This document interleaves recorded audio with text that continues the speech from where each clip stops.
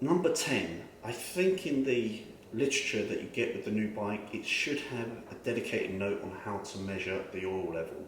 Normally with most bikes, you just measure it cold and you've got a dipstick or an eye level sight glass. It's a bit more complicated with the Triumph in terms of how you kind of warm it up and how you measure it and stuff. It's all explained in the owner's manual, so I won't get into it here, but I think there'll be some people that misread the oil level on the bike, and I think that's not a good thing. My particular bike has a very fine scratch on the inside of one of the headlights. It's not enough for me to warrant complaining about or have it replaced, just something I noted.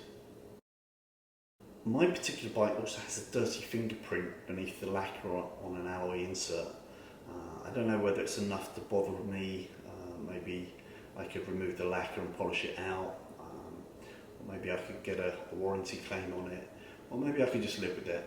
It's not really a deal breaker, but it's just a very minor quality control concern.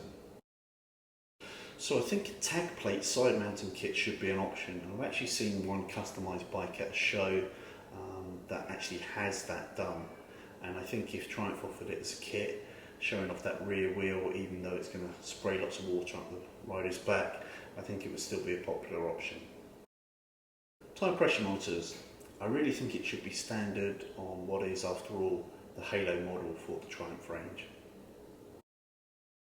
So when filling up the bike, I would prefer to just have the beautiful Monza filler cap with no second cap underneath it. I understand why they put a second kind of plasticky actual filler cap underneath it, but you know, the main reason is that you can lock it, and so for security purposes I guess it's no bad thing, and you can leave it unlocked, which I do personally, so that I can just lift the Monza filler cap, undo the other cap and put in some fuel. But I'd just sooner just have the one cap to mess with, even if it had a key insert in it, spoiling its look somewhat.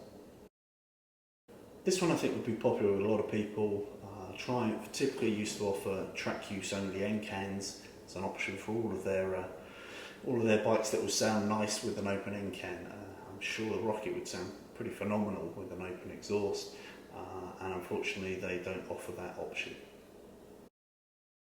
A lot of people find the drag bars of the R model a little bit of a stretch, and although it makes total sense when you're on the move and at speed, when you've got wind resistance against you as opposed to being in the showroom itself, they're still a little on the low side, even for tall orangutans like me. So I would like to see some form of adjustable risers offered, either as standard or at least as an optional extra.